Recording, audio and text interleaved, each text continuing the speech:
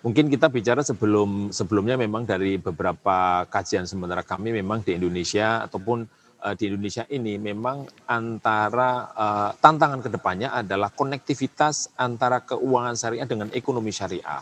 Karena belum semuanya berbagai aktivitas ekonomi syariah itu dilakukan oleh pembiayaan lembaga keuangan syariah.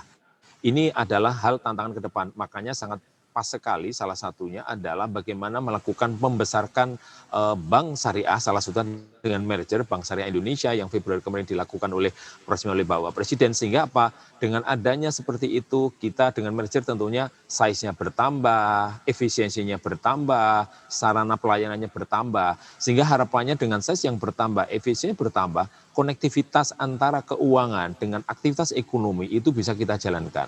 Faktanya Indonesia sekarang ekonominya hampir industri-industri makanan halal, industri-industri namanya ekonomi syariah itu cukup besar sekali, banyak sekali. Dan hampir semua aktivitas ekonomi di Indonesia itu hampir seluruhnya itu cukup banyak memberikan syariah. Tadi dikatakan hampir seluruh, kalau kita bicara makanan, hampir seluruh makanan di mall, di supermarket itu hampir semua itu sudah semua adalah semua makanan halal, ada sertifikat halalnya.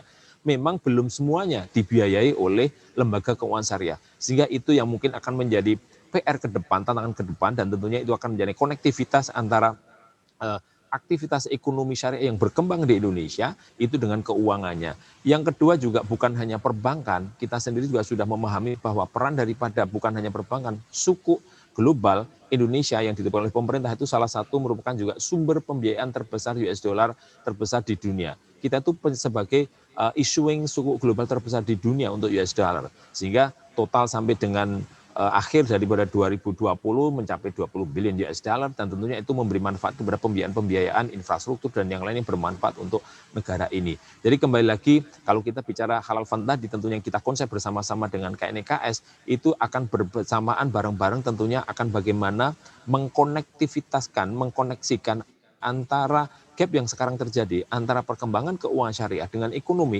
yang belum terkoneksi. Sehingga dari situ nanti akan muncul pembiayaan-pembiayaan baru. Tapi di dalam pengembangannya tentunya kita tahu bahwa di dalam master plan ekonomi dan keuangan syariah, itu di dalam pengembangan usaha syariah, itu harus bersama-sama juga dengan keuangan syariah pilar 2. Jadi memang pengembangan ekonomi dan keuangan syariah itu nggak bisa berjalan sendiri.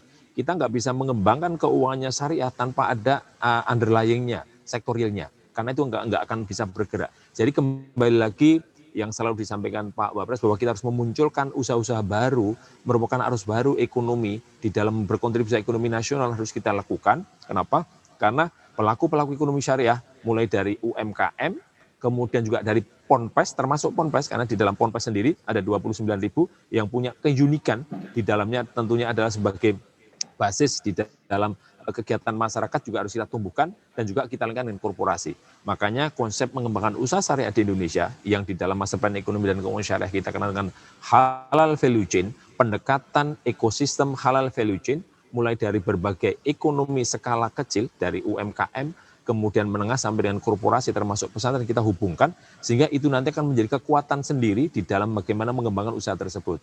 Dan juga dilingkan dengan pembiayaannya, tentunya pembiayaan tidak langsung ke korporasi, bagaimana pada saat usaha-usaha itu pada tahap pengembangan tentunya butuh sesuatu pemberdayaan tentunya tidak yang bisa komersial, tapi tentunya ada blended fund yang bisa memberikan pembiayaan yang sifatnya itu masih pemberdayaan, tapi pada saat terjadi akselerasi, sudah terkorporatisasi, sudah layak untuk dibiayai komersial, tentunya kita bertahapan-tahapan terus dilakukan.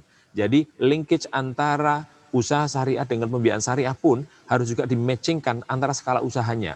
Jadi tidak mungkin perusahaan kecil dengan sudah komersialisasi. Kemudian perusahaan besar dengan yang sifatnya lebih murah. Jadi justru di situ sumber-sumber pembiayaan baru di dalam produk-produk di dalam keuangan juga akan dikembangkan tentunya dengan perkembangan-perkembangan dengan mergernya bank syariah dan juga suku korporasi, juga suku retail dan tentunya berbagai lembaga keuangan mikro yang lain akan dikembangkan supaya linkage antara skala usaha yang kecil tadi dengan skala usaha yang besar, baik itu dari keuangan maupun dari ekonominya, itu bisa nyambung. Jadi Iya, harapannya itu salah linkage itu satu. tadi ya Pak. Jangan lupa install aplikasi CNBC Indonesia di App Store maupun di Play Store untuk mendapatkan informasi dan perkembangan terkini dari berita-berita ekonomi dan bisnis.